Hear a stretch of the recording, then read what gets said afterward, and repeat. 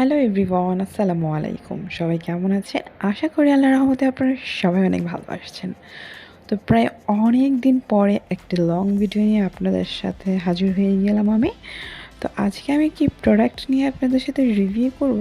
I hope ভিডিওর উপরে আপনারা যেটা দেখছেন সেটা দেখে আপনারা বুঝতেই পারছেন।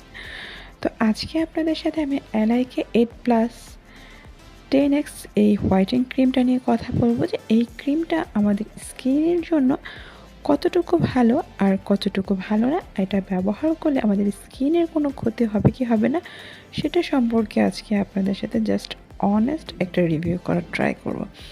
আই হোপ ফুল ভিডিওটা আপনারা আমার সাথেই থাকবেন। আর আপনি যদি আমার চ্যানেলে নতুন হয়ে থাকেন, প্লিজ আমার চ্যানেলটা সাবস্ক্রাইব করবেন এবং পাশে থাকা বেল বাটনটি অন করে দেবেন।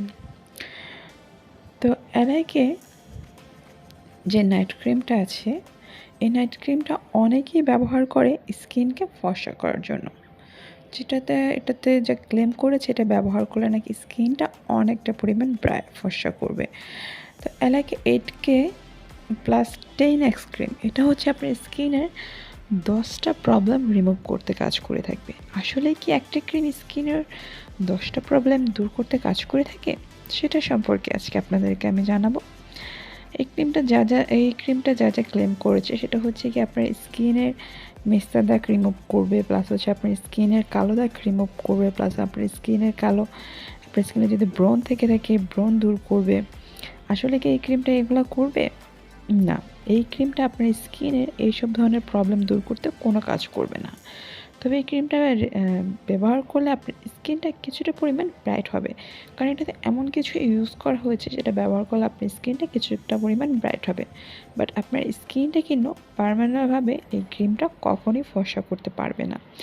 এটা সত্যি কথা বলতে, এই ক্রিমটা হচ্ছে আপনি যতদিন ব্যবহার করবেন ঠিক আপনার স্কিনটা ততদিনই ফর্সা থাকবে।